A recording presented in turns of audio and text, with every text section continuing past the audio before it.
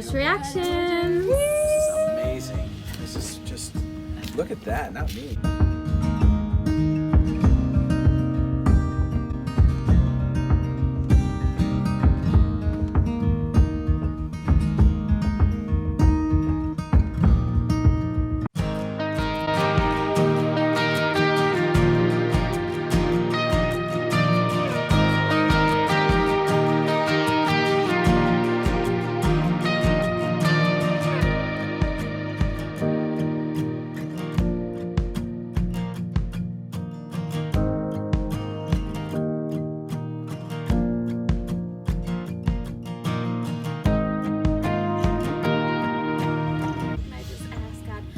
As we go into this weekend, God, that it be all of you and none of us. That you give us the eyes to see what you want us to see. That you give us the ears to hear what you want us to hear. You give us soft hearts to be able to see people the way that you see people and love them exactly how you would love them.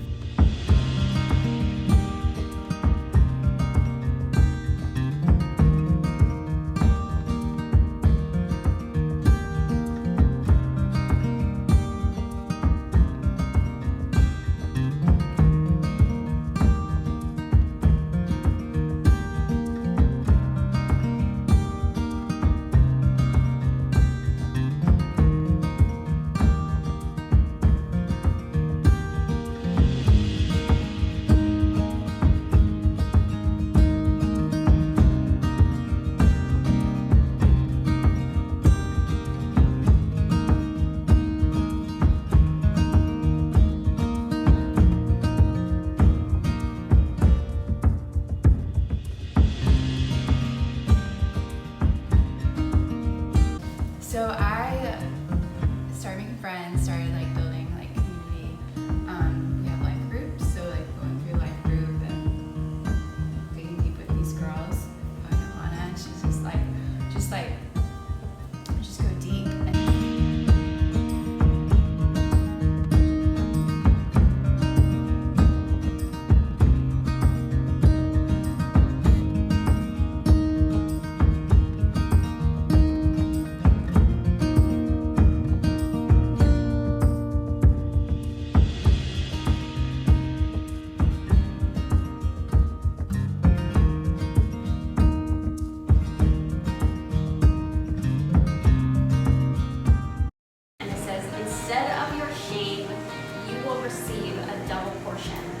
Instead of disgrace, you will rejoice in your inheritance.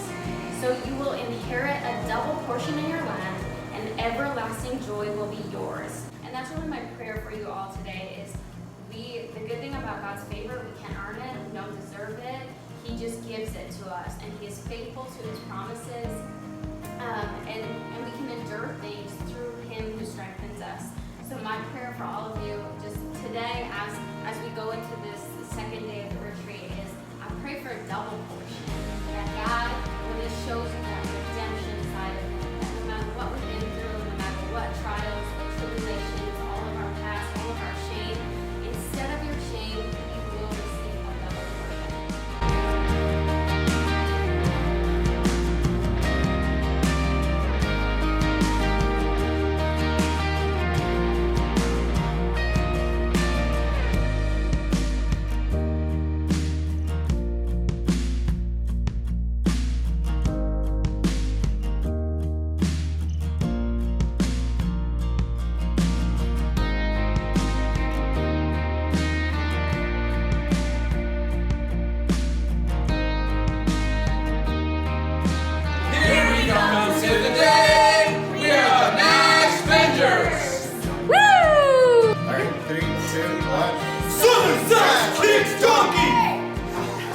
What was the team name? Wait, what are we doing?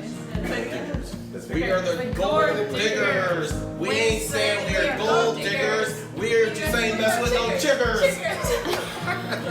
I didn't know that's what we were saying. Okay. All right, whenever you guys are ready. All right, our team name is The Wind, and our chant is Fly like the wind, bullseye.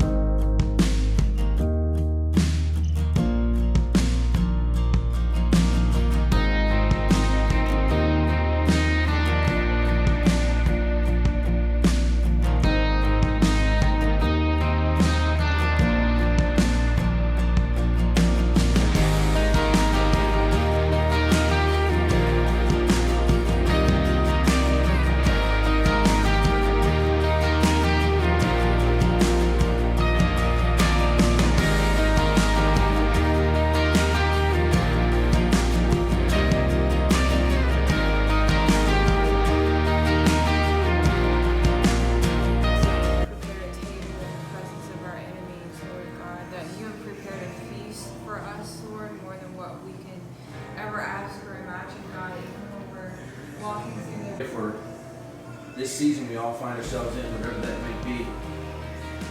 Not only to find comfort in the season we're in, but to look forward to the season ahead and what you have for us, what you are preparing for us. Cast out and binds anxiety, confusion, doubt.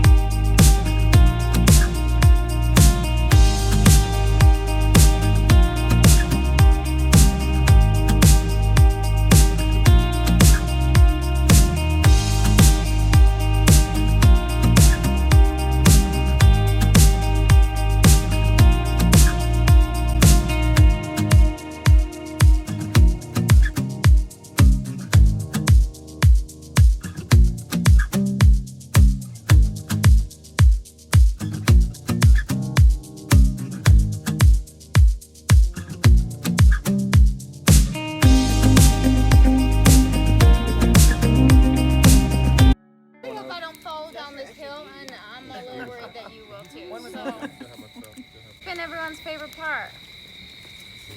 Getting to know everybody. Grabbing an apple out of that water with my mouth, and nearly waterboarded myself to get it out. I think I got a video of that. I'll send it to you. I like finding out everybody's stories. I just like building community. So it was fun to do that through the apple bobbing and the, just getting to know everybody. I love it. I just love being in the kitchen, and just I had this moment where I was like watching everyone like just make stuff, and it's just like those little tiny moments.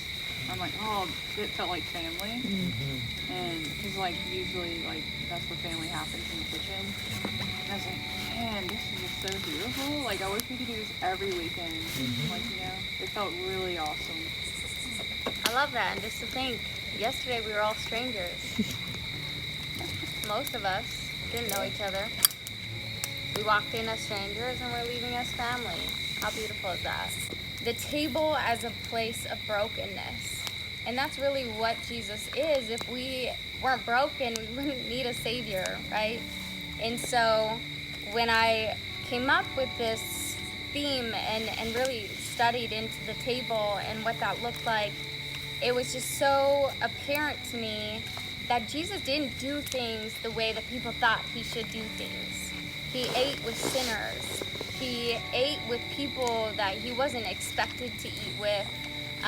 People looked down on him for some of the people he dined with. And that's so beautiful that we can come and show up in our place of brokenness, in our place of trials in different seasons, and know that we have a place at Jesus' table.